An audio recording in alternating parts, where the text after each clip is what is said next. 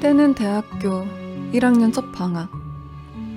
돈은 없고 놀러가고는 싶고 부모님께 손을 벌리자니 막 20살 문턱에 들어선 나이가 부끄러운 그런 때였다. 방학 시즌에 들어서자 노동력이 남아도는지 기본 임금은 내려가도 부족함 없이 계속 내려갔다. 그나마 덜 힘든 직종은 포화 상태, 남는 것은 땀 흘리고 먼지 마셔야 하는 그런 일들. 적절한 시기를 놓친 나는 특별한 구직 활동 없이 그냥저냥 집에서 지냈다. 그런데 아는 친구한테 제의가 왔다.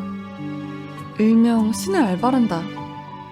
워낙 허풍이 많은 놈이지라 우선 천천히 놈의 말을 들어보는데, 교회에 선교나 도를 아십니까?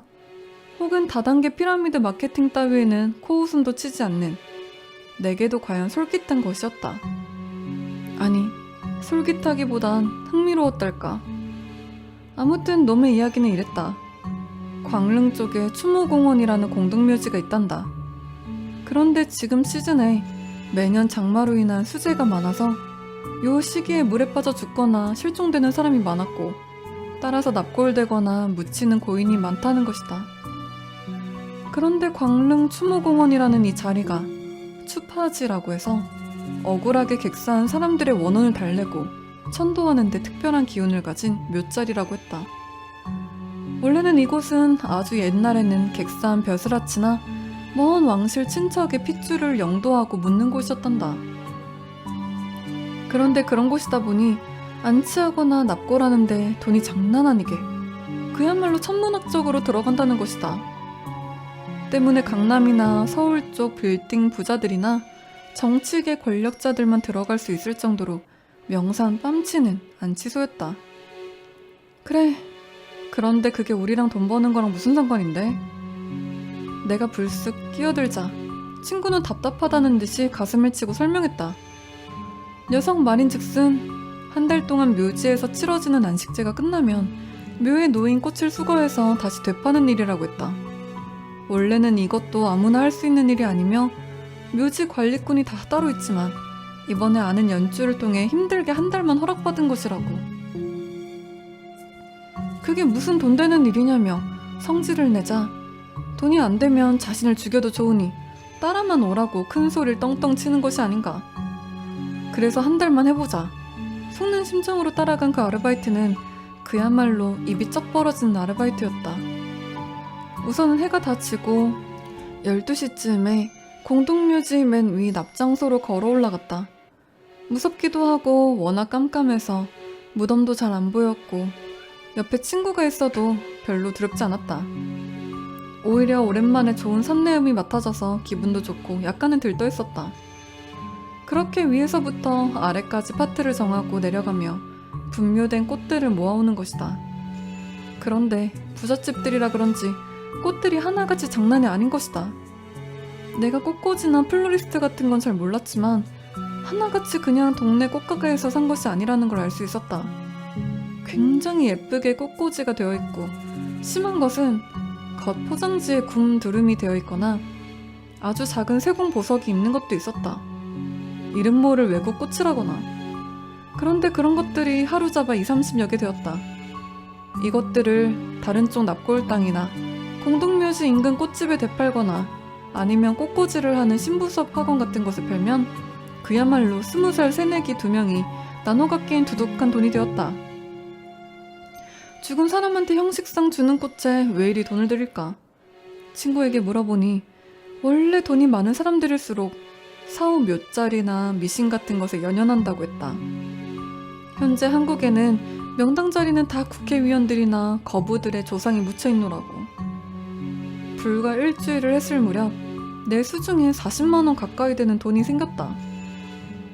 친구와 산중 관리소에서 컴퓨터를 하거나 노닥거리다가 저녁 끝 무렵 무덤에 올라가 꽃을 수고해오면 그만이었다.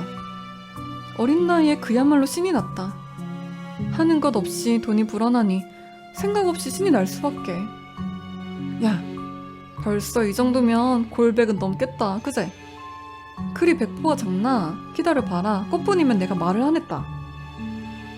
뭘 기다리는가 해도 말을 안 해주며 희죽희죽 웃는 친구의 속셈은 대략 15일여 정도가 지나서 알 수 있었다.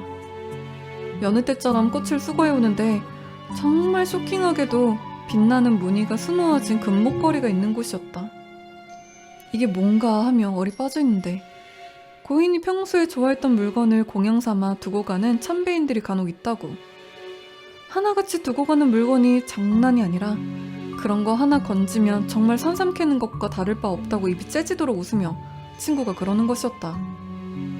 부자들이 생각하는 돈 단위는 정말 개념이 다른 것 같았다. 처음엔 좋아라 했지만 갈수록 마음이 착잡해지기 시작했다. 저걸 가져가도 될까? 고인을 욕보이는 게 아닐까? 그렇게 시작된 고민은 결국 아르바이트 전체에 대한 회의를 몰고 왔다. 하지만 돈을 많이 버는 것은 확실했고 이만큼 수입이 좋은 다른 알바를 방학이 반토막난 시점에서 다시 찾는 건 절대 불가능했다. 또 나름대로 좋은 일이라고 소개해준 친구한테도 미안해서 아무런 말도 못하고 있었다. 그 금목걸이만은 그냥 두자고 말해봤지만 친구는 오히려 눈이 휘둥그레져서 미친 거 아니냐고.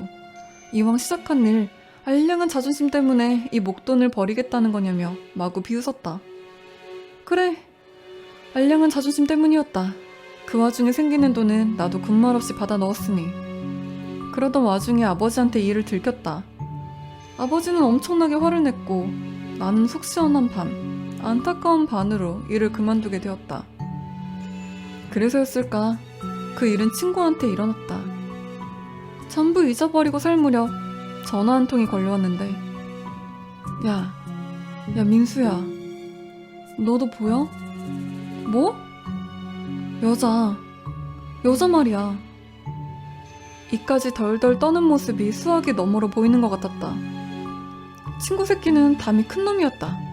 애시당초 겁이 많았다면 공동묘지에 꽃 수거하는 알바 따위 신의 알바라고 추켜 세우는 일도 없었으리라. 떠는 놈을 차근차근 달래 이야기를 들어보니 등골이 쭈뼛해졌다. 내가 발견해서 친구에게 건네준 금목걸이. 친구 녀석이 그걸 중고 보석점에 다 팔아넘긴 모양이다. 진짜 금이었고 자잘하게 세공된 것들은 가넷과 만호였다. 90년대에 나온 세공식 디자인으로 조금은 구식이지만 보석 자체가 진짜인지라 값을 삼삼하게 받았노라고 했다. 그런데 그날부터 꿈에 웬 여자가 나온다는 것. 정확히는 7월 22일부터라고 했다. 나중에 알았지만 그 보석상 주인이 그 금목걸이를 중고로 내놔서 팔아버린 날이라고 한다.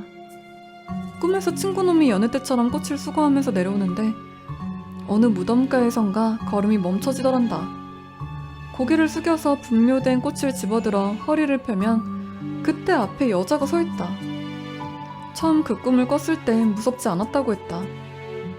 여자는 피를 흘리거나 끔찍하고 괴기스러운 모습이 아니었고 그냥 지나가면서 볼 수 있는 평범한 그런 여자였다고.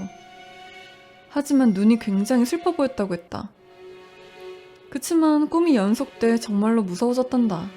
돌아가신 외할머니가 그네를 태워주는 꿈을 처음 꾸고선 울었던 나지만 같은 꿈을 연속 4번이나 꾸자 소름이 돋았던 기억이 났다. 녀석은 그날 이후로 전화기까지 약 20일가량 그 여자가 꿈에 나왔다고 한다. 아무런 해도 끼치지 않고 그냥 쳐다보는 여자. 그쯤 되자 차라리 무언가 폐악이라도 부리면 좋겠다는 게 친구놈의 심정이었다고. 처음 전화했던 것도 목걸이를 발견해낸 것이 나니까 혹시 나도 그 여자가 꿈에 나오진 않는가 묻기 위해 전화했던 것이다. 나는 우선 녀석을 만났다. 만난 녀석은 확실히 불안하고 초조해 보였다. 살이 빠지거나 안색이 좋지 않거나 한 건 아니지만 생리적인 공포가 눈에 언뜻 드러났다. 무당을 만나보라는 나의 권유에 애초에 귀신을 믿지 않던 녀석은 강한 부정을 나타냈다. 군인 아버지 밑에서 자란 녀석답게 그런 것을 일절 믿진 않았다. 하지만 나는 나대로 나만의 경험에 의해 무당에 대한 믿음이란 게 있어 강력하게 권유했다. 할머니가 아시는 한 무당분은 뭐랄까 한마디로 진짜였다. 그분은 신내림을 받으셨다면서도 따로 점집을 여시거나 하지 않았고 되려 기독교를 믿는 분이었다. 주변에 어려운 점이 있으면 도와주는 정도? 한 번은 할머니에게 대개 아드님이 올해로 3제에 들었으니 애군에 대비하십시오라는 말씀을 하셨더랬다. 삼재가 한 번 끼면 재수가 내리 똥이란다.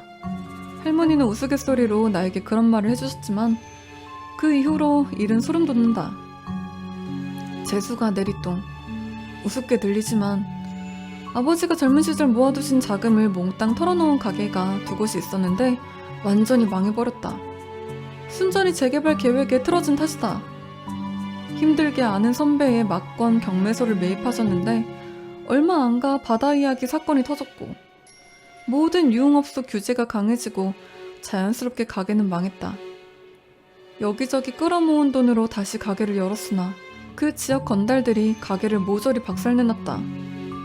아버지가 5천 보증을 서주셨던 20년지기 친구분이 필리핀으로 해외 도피를 했다. 저게 단순 1년 동안 벌어진 일들. 나는 그 일 이후로 무당이니 삼재는 재수가 없다느냐 하는 말에 웃을 수가 없었다. 그리고 몇 년 뒤 그 할머니가 다시 입을 여셨다. 이번엔 동생이었는데 동생이 요번에 삼재가 있으니 유념하시라고.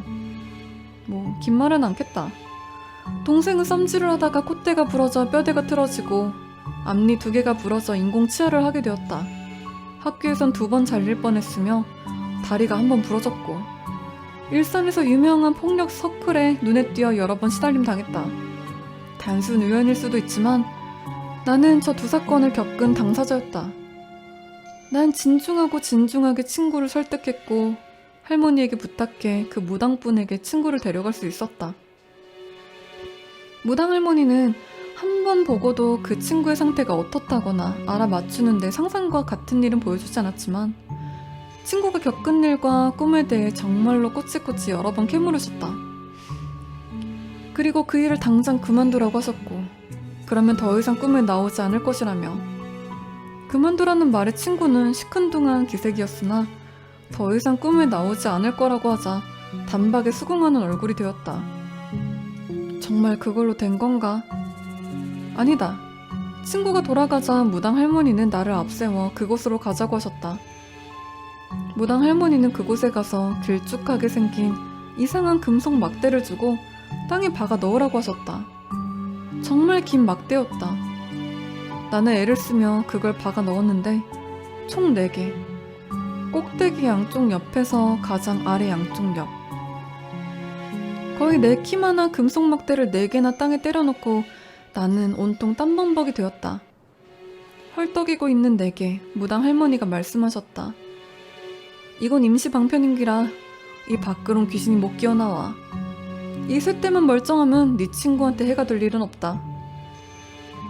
다음날 친구한테서 흥분된 목소리로 꿈에 여자가 나오지 않았다고, 오랜만에 정말 푹 잠을 잘 수 있었다 하는 횡설수설한 전화 한 통이 왔다. 그걸로 끝이었다. 아니, 끝인 줄 알았다. 어젯밤 뉴스에 17년 만에 폭우로 강릉에 수해가 발생했다는 기사가 보였는데, 그리고 토양이 흘려냈다는 것도.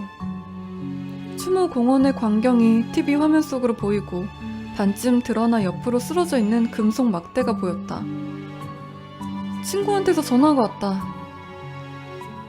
무당 할머니는 돌아가셨다는데